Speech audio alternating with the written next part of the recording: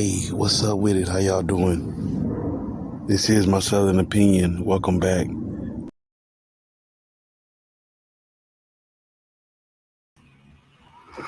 Yeah, what's up with it, man? We here. This is my Southern Opinion. Welcome back. My name's Eddie Steady 214, and I got a new show for y'all. Every Monday, we're gonna be talking about mythology. I got a new show called Mythology Talk, and if you into mythology, you're gonna like this. You know what I'm saying? Like I say, every week it's a lot going on.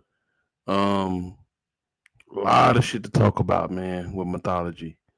And then we're gonna be getting into start off with Greek mythology, then African mythology, and just different mythologies as it goes on. But I ain't gonna lie, I'm excited about this. I like mythology a lot. You know what I'm saying? Can't wait to talk about it. But we're gonna get right into this, man. Today's first episode is Hades and Persephone. But we're gonna start it off from the beginning. And the basics is you got three gods, you know what I'm saying? It mostly come from them. You got Hades with the underworld, you got Poseidon that controls all the water, and then you got Zeus, the big dog. You know what I'm saying? He in the heavens. He control all the heavens, and he the big dog. Anybody got any questions, or he runs shit. Only thing he don't run is the underworld and the waters. You know what I'm saying? Which his brothers do. But everybody in mythology come from them three. You know what I'm saying? All the kids they had. Zeus had a lot of kids. That's what mixes along, and where we have all the gods from. His Zeus's dad had a lot of kids. You know what I'm saying? That's where all this comes from, and people having kids, and you about to see a lot of names, but that's where this comes up. That's where it stems from. But let me start off from the get go, from the beginning, man.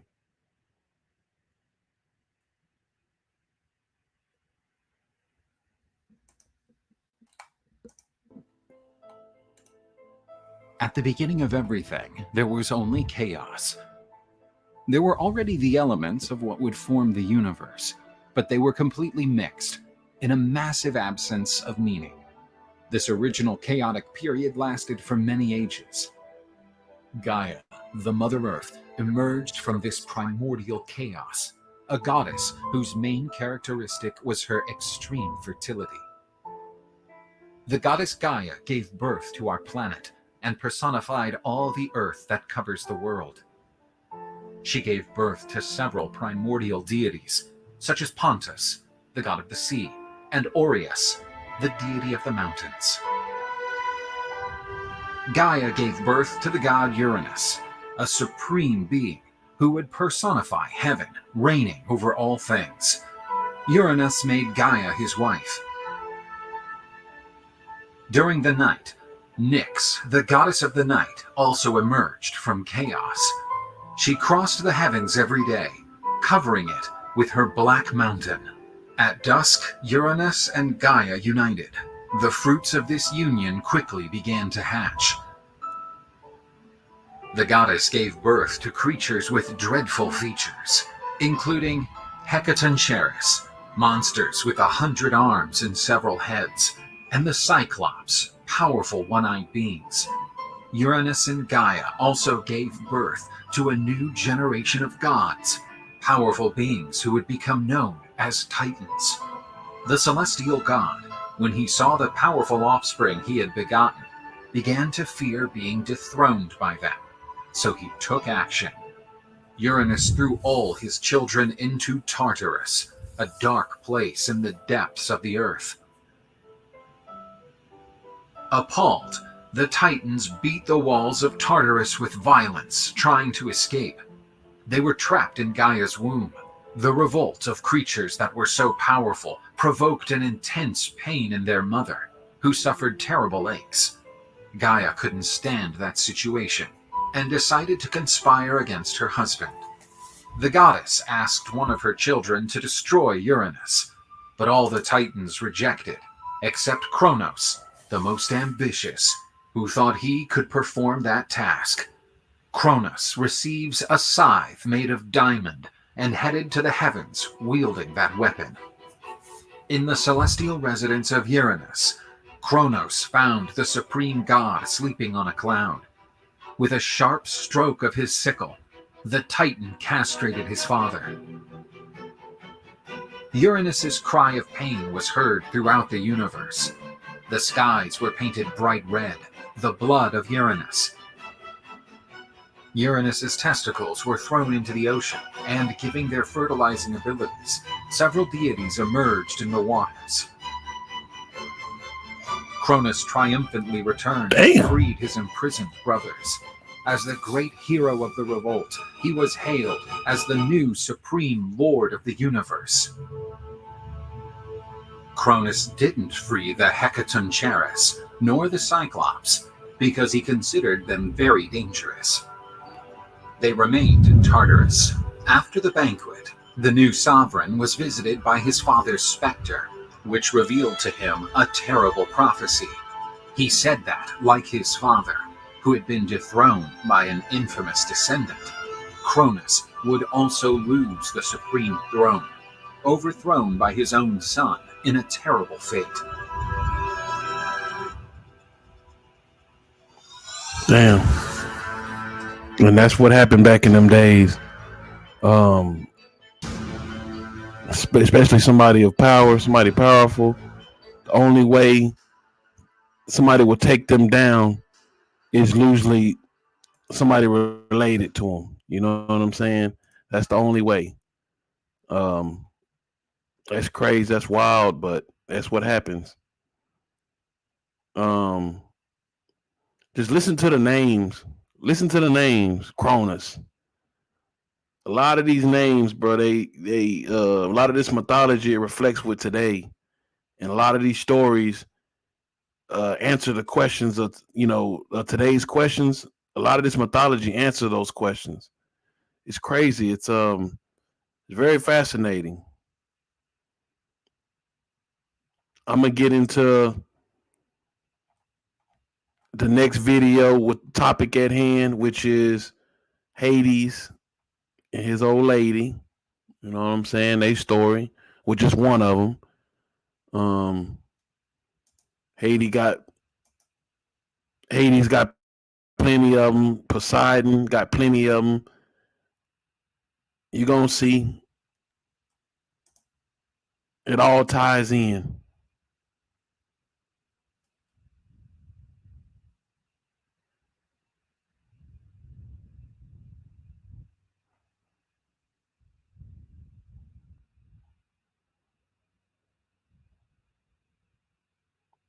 It all ties in. Give me a second, y'all. The damn video that I'm damn looking for, all of a sudden I don't see it. Crazy, huh? Crazy how that works.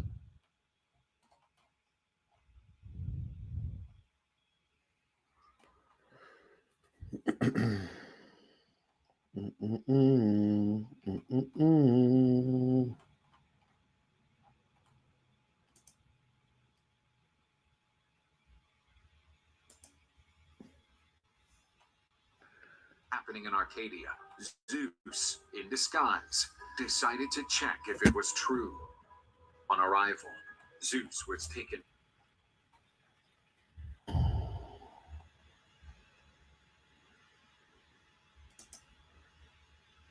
All right. On Mount Olympus, a young deity paraded herself. She was the goddess of spring, and her youthful beauty enchanted the male deities. Her name was Cora, but she would be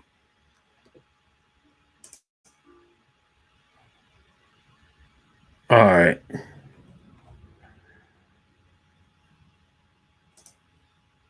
All right, here we go.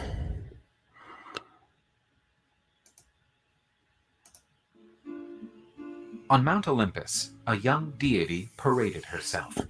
She was the goddess of spring, and her youthful beauty enchanted the male deities. Her name was Cora, but she would become better known as Persephone. Demeter, her mother, was overprotective and shielded the young girl from the Olympic gods.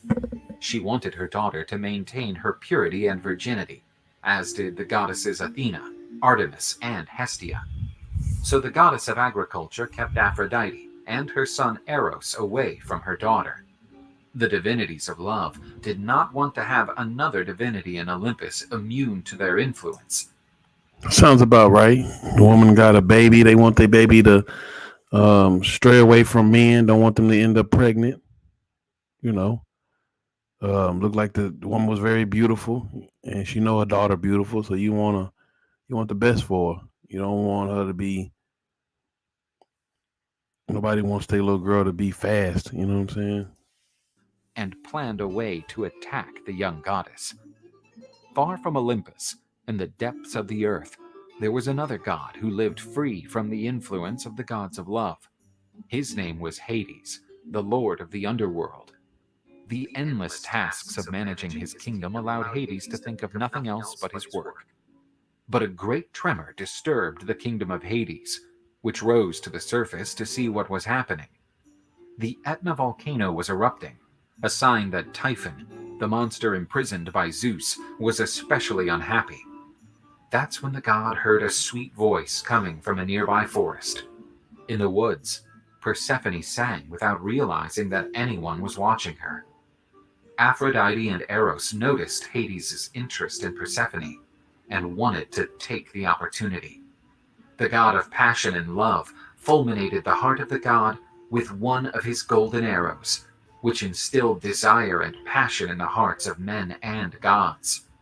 Consumed by passion, Hades approached the spring goddess, who did not feel his approach. Hades tried to flirt with the young woman, but she resisted. Impetuously, Hades grabbed his beloved, and the earth opened so that he could return to his domain. With the goddess in his arms, the god of the dead descended through a tunnel into his kingdom. Persephone was very agitated and was locked in a room of Hades' palace until she became calmer. Hades declared his love for Persephone. So that nigga took something. That nigga seen something he wanted, snatched it up, put it on his shoulder, opened the earth up, jumped back in the earth, go home, close the earth back up, just took something, took what he wanted. This nigga kidnapped her.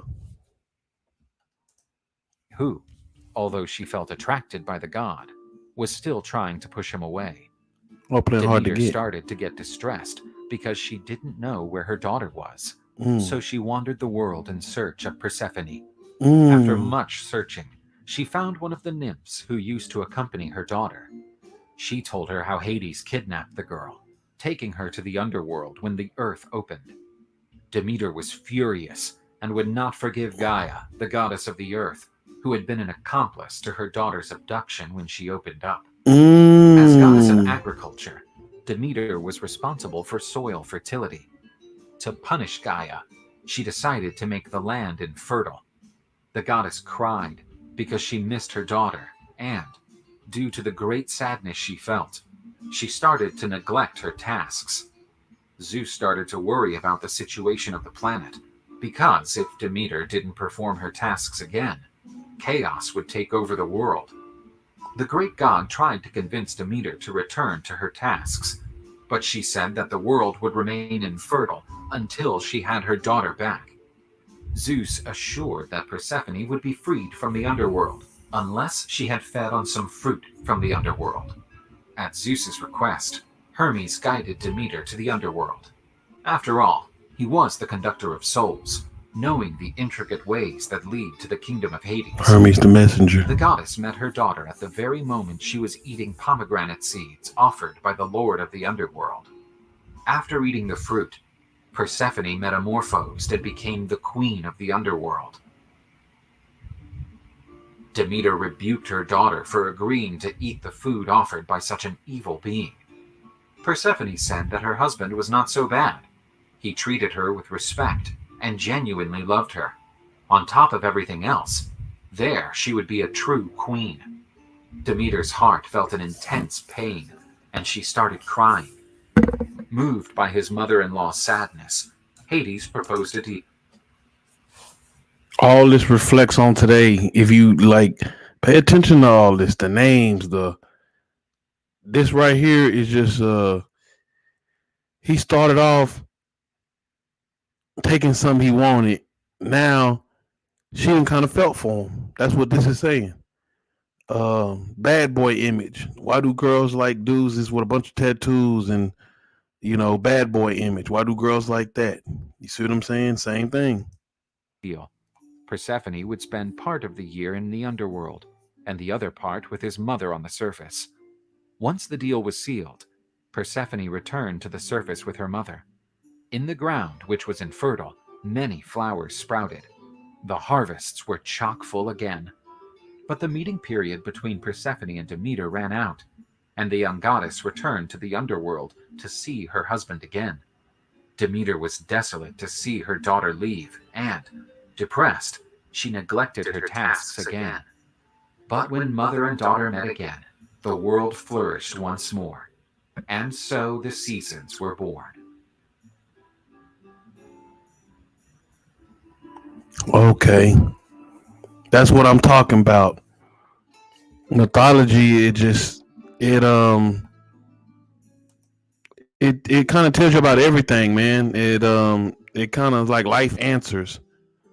Um the life answers, you know what I'm saying? And if you didn't notice that right there, the one we just watched, that was Hades, seen something he liked, which was, Persephone was very beautiful, and he wasn't never paying attention to nobody. He's busy caught in his work. But when she started singing, he heard that beautiful voice and it caught his attention. That's what made him, and then he seen her and he was like, nah, I got to have her. And he knew that if I can just get her around me, I can get to know her. I can get her to like me. You know what I'm saying? A lot of bad boy images, a lot of dudes nowadays. If you can just get a girl's attention, you can just get them to know you, your personality. That may be all you need. And so she liked this dude. She want to be with him, but at the same time, your mom looking for you. Mom looking for. This happens all the time. You know what I'm saying? Every day, a dude meet a girl, meet a dude, and that's who she want to be with. Parents looking for one to come home. You know what I mean? And mom's so mad. She don't want to give nobody no crops and don't want to give nobody no fruit, no vegetables, and none of that till she get a baby back. And the land, the soil, everything cold until a baby get back. That's fall. That's winter. When she come back home in the spring, that's when we get spring, and in the summer. Great story. Now we about to get into the next story of when people piss off gods. God's got all the power. People pray to him. What happens when you piss off the gods? This is three individuals who pissed off the gods. Pay attention to names. Pay attention to what they saying. All this reflects on nowadays. See if you caught the lesson that's being told in this. Everyone has a lesson to it.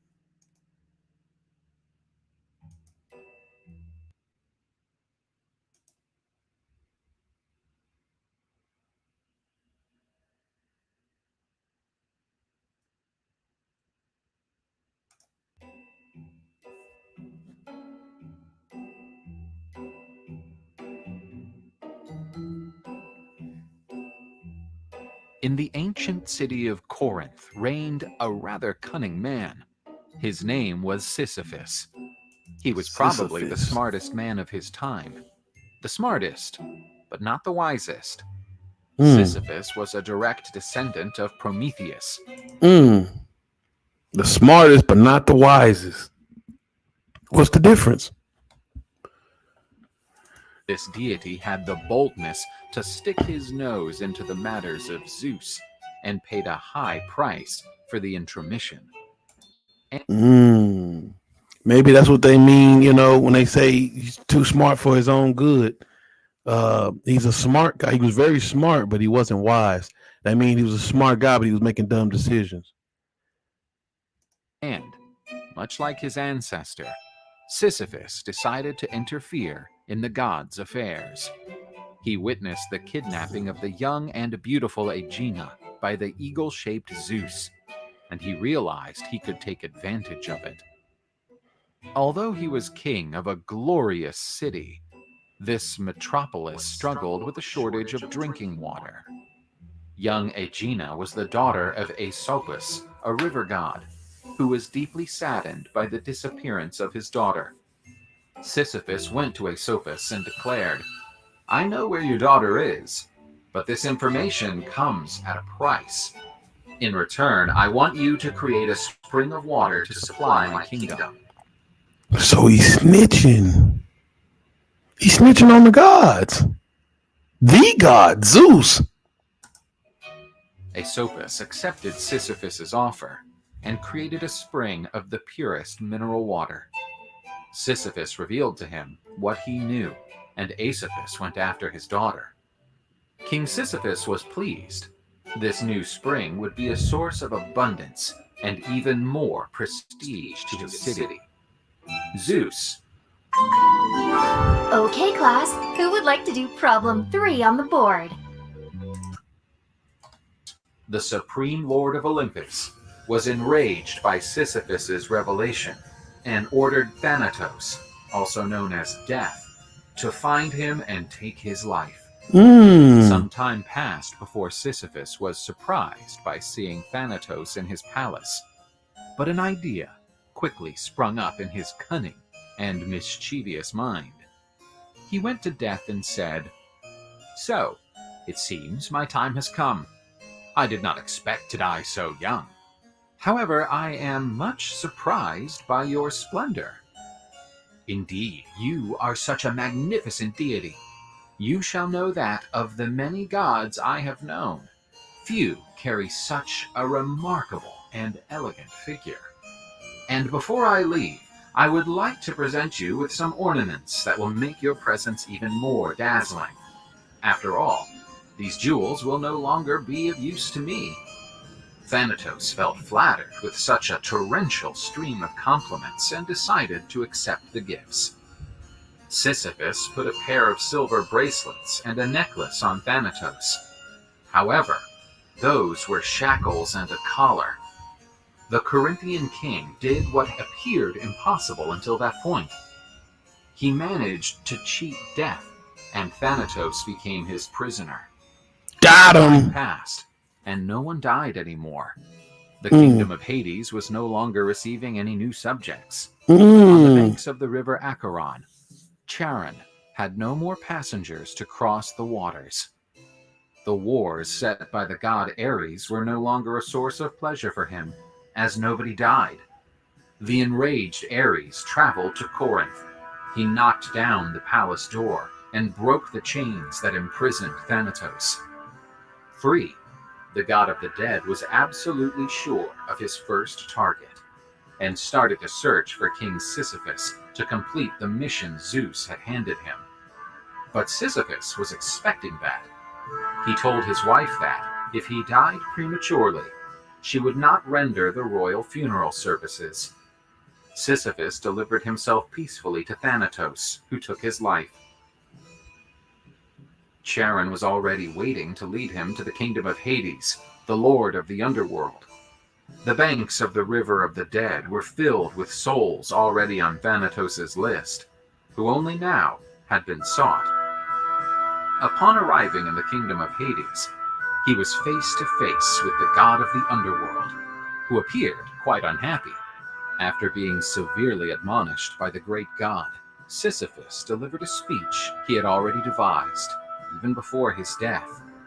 "Noble lord of the underworld, I'm aware of my wrongdoings against you and the harm I've caused. But that was not my intention. If I had known that I would harm the great god of the world of the dead, I never would have done so.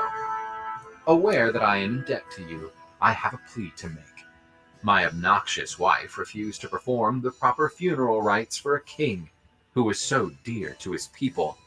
That abominable woman tossed me out, as if I were nothing but a dog carcass. I therefore beg you to let me return to the world of the living for only one day, so that I may take revenge on my wife and set up a proper funeral, which would honor the kingdom of the dead. You have my permission to visit in the world of the living for only one day. However, by nightfall you shall return to my domains. Sisyphus gave his word that he would return promptly. Sisyphus returned to Corinth. There he met his wife and fled with her. Once again, he had cheated death. Now concealed, Sisyphus lived a long life and reached an old age, until he encountered his inevitable end. And encountering Thanatos once more, his cleverness would no longer help him.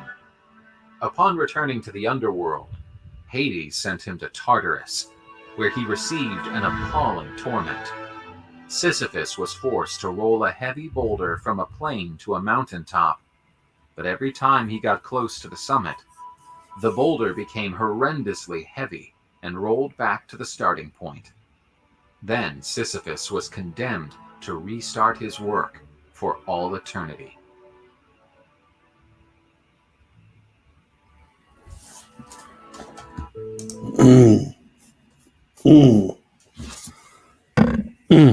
Did y'all catch that? That goes along the line of telling lies. I don't know if you was a kid. This happened to you when you was a kid, but when I was little, I used to just tell lies when I first found out about lying and telling people what they wanted to hear. I would tell lies just for no reason, just anything that sounded good. And then my daddy said, "Hey, boy, you better quit all that lying. You know, that's a snowball effect. You tell one lie, you got to keep it going. That snowball got to get bigger. You know what I'm saying? And sometimes you got to tell a lie just to cover up from the other lie you told. Why they say the truth sets you free. A lie, it just got to be covered up with another lie. So, you know, that dude did, like I said, he was smart, but he wasn't wise. And he did a lot of lying. And at the end, he ended up having to push that boulder because, like I say, lies they build up. It's a snowball effect. It gets bigger and bigger. And you know, in your life you did a lot of lying, so you spend eternity pushing that ball. In the distant kingdom of Phrygia reigned Tantalus, son of Zeus, with Tantalus. Princess Pluto. Due to his Wait a noble minute. lineage, Back son that up. In the distant kingdom of Phrygia reigned Tantalus, son of Zeus, with Princess Pluto. Due to his noble lineage, he had privileges at Olympus, sharing the table with the gods at the banquets. In his privileged position, he could hear the conversations and plots of the gods. Although he was entitled to all the hospitality of the gods when visiting Olympus, he did not respect his hosts. After leaving Olympus, Tantalus spread the secrets of the gods, which he listened to during the banquets. In another episode, he stole some nectar and ambrosia from the gods' table, food that conferred immortality and therefore was restricted to the gods. Due to their omniscience, the gods knew what Tantalus was doing. However, because they enjoyed his company, they ignored his actions and did not punish him. Tantalus wanted to repay the hospitality of the gods with a banquet in his palace. Zeus, Hermes, and Demeter accepted the invitation. The king accompanied the preparations for the banquet. He wanted the event to be perfect so that the gods would give him even more blessings. He called his son Pelops and said, "My son, today you will have the honor to share the table with the gods of Olympus." "Thank you, my dear father. Finally, I will have, like you, the privilege of being at the table in the presence of my glorious grandfather." The young Pelops walked radiantly towards his room to prepare himself for the banquet.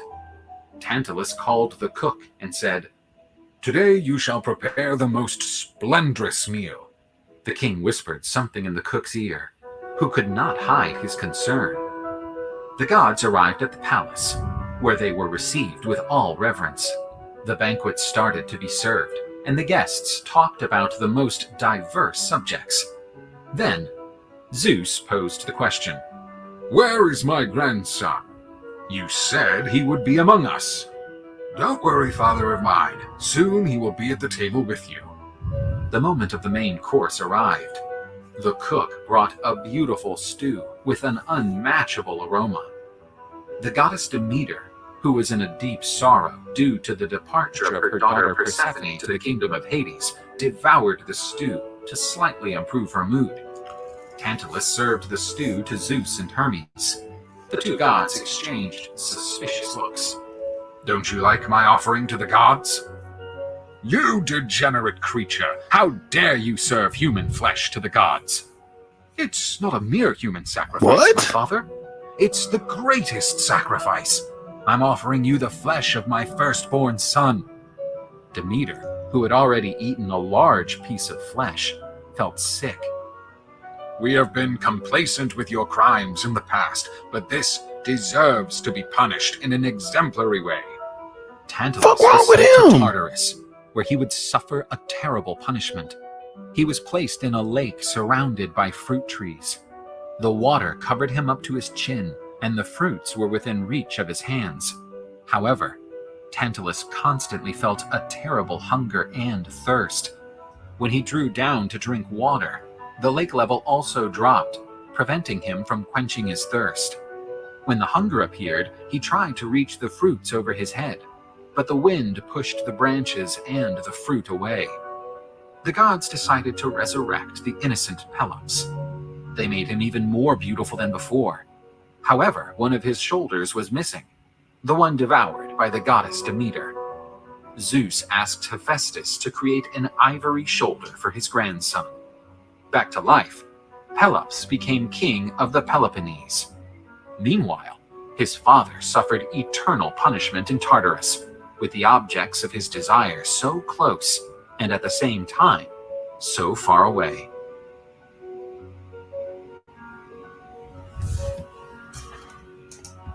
I'm sorry, but this was very, very retarded. Tantalus, you stupid son of a gun, you. You sacrifice your son for what? Killed them and make a stew out of him for what? What'd the guys do to you? You pissed the gods off for what? You big dummy. That didn't make no sense, man. You sacrifice your son, feed him to your dad. You got him wanting to eat his grandson? Like, you make a stew out of him? Bro, man, that's the stupidest. And then you ain't beefing with no gods. They ain't did nothing to you. They let you chill with them.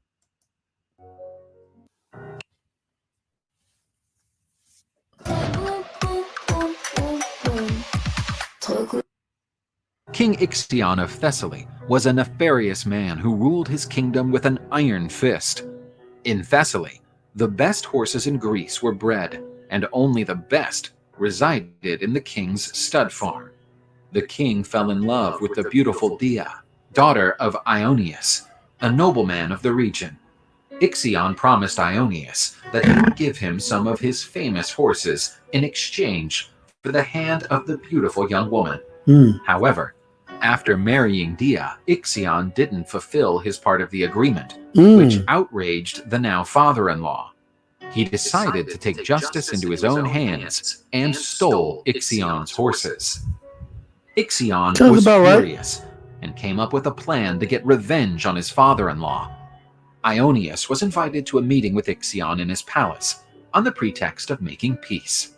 Ixion received his father-in-law cordially, but the king had a plan against his wife's father. King invited Why would you even accept that? You know you done stole the dude's horses. Ionius to visit a new division of his palace. This one had a moat, and when the visitor stretched his neck to see what was inside it, he was pushed by his son-in-law. Sparta! Blah! Booted his ass. Ionius fell into the ditch that was full of embers. The guest was consumed by the flames and cried out in pain to Ixion's satisfaction. And, before he was devoured by the flames, Ionius saw his daughter's charred body beside him. But Ixion's sins would not be forgiven. The king was deposed and became a vagabond, being stoned and spat at every place. After years of suffering, Ixion seemed to repent and asked the gods for forgiveness. Zeus took pity on the man who had once been a great king and invited him to visit Olympus. Ixion participated in celestial banquets and fraternized with Olympian deities, but his lack of character emerged again. Ixion fell in love with the goddess Hera, wife of Zeus, his first. He even confessed to the goddess his desire to be carnally united with her. Hera rejected him and told her husband everything. Zeus did not believe that his guest would be capable of such an act. To test Ixion, Zeus molded a cloud with the same outline as the goddess Hera. The goddess-shaped cloud flirted with Ixion. He did not hesitate and united with the false goddess. From this sin against hospitality, bizarre creatures were born, a mixture of man and horse that would become known as centaurs. Zeus expelled Ixion from Olympus. He wasn't more ruthless, as he felt some empathy with Ixion. After all, as we know, the great god also struggled to contain his lust. But Zeus would regret his clemency. Ixion, after returning to the world of men, boasted that he had been with the Queen of Heaven, and that enraged Zeus. The supreme god fulminated Ixion with one of his rays, and his spirit was thrown into the depths of Tartarus. Ixion was put on a burning wheel, bound by serpents. He would spend eternity burning in the spinning wheel.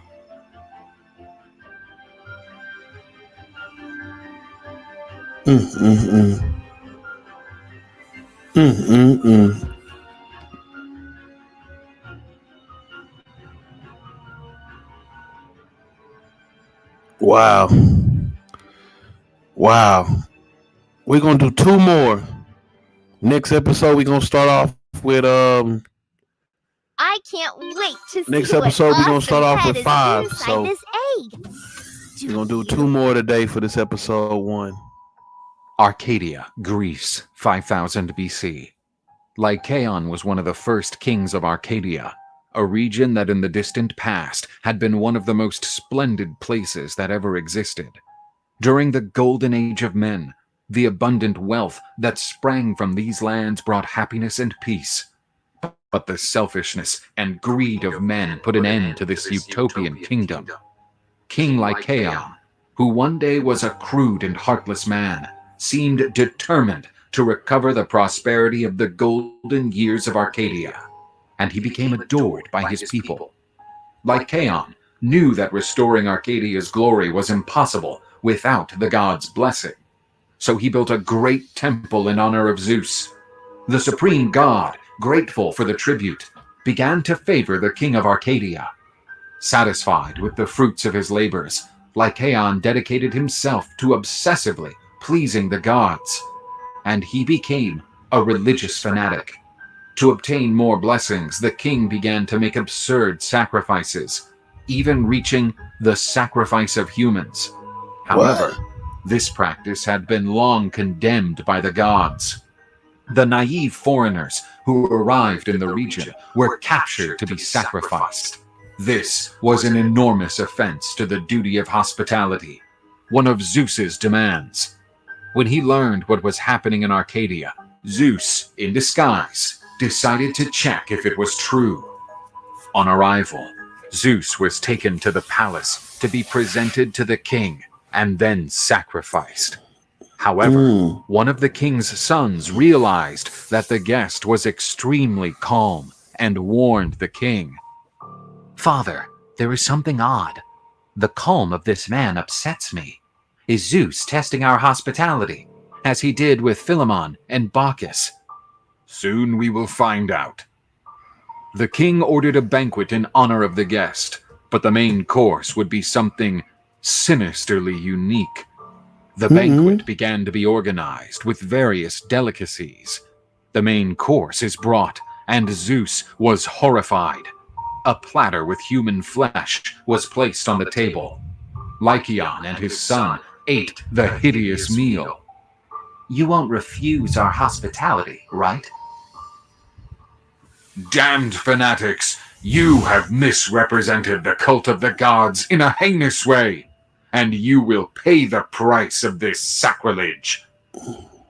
Lycaon's teeth began to turn into fangs, and his skin covered with hair. Zeus transformed Lycaon and his descendants into half-man and half-wolf creatures. The beasts began to roam the fields, feeding on the cattle and terrorizing the people who lived in the region. And during the full moon nights, it was possible to hear the laments of the king, transformed into the creature we know today as a werewolf.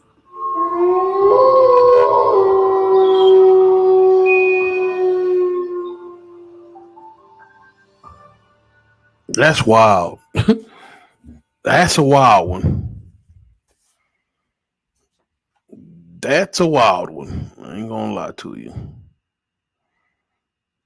I haven't seen that one, by the way. Yeah, from here Every out, time you these feed episodes your I haven't pet seen. pills, you help Just to feed let a you know, shelter we're pet, watching them together. which helps make them healthy, happy, and You more know, a lot of them adoptable, first two, I've changing their seen. life forever, so they can change These, yours. I have not. Science did that. The Garden of the Hesperides was considered one of the most beautiful places on Earth. It was there that the beautiful goddess Hera lived before meeting Zeus. The god of thunder fell in love with the goddess. Okay, this is on Zeus and Hera. Zeus is the almighty king of the gods. Well, Hera would be his old lady, so that would make her the queen. But the goddess, knowing that Zeus had a reputation as a womanizer, rejected his approaches. But the great god didn't give up his new passion and made a plan to win her over. He took the form of a small bird known as Cuckoo and made a heavy rainfall. Cuckoo. The goddess was sorry to see that little bird soaked and cold. To comfort and warm it, Hera tucked it close to her body. Zeus, in the shape of a bird, took advantage of that situation to unite with the goddess. After this union, Zeus and Hera decided to organize a grand wedding party where all deities were invited. Hermes was given the task of inviting all gods and minor deities to the divine wedding. The guests started to arrive, and no deity had the audacity not to attend the wedding of the god of the universe. Only the nymph Calliope, known for her laziness, had not arrived. As Hermes was responsible for delivering the invitations, he feared being held responsible for the guest's absence. So the god tried to gauge what had happened.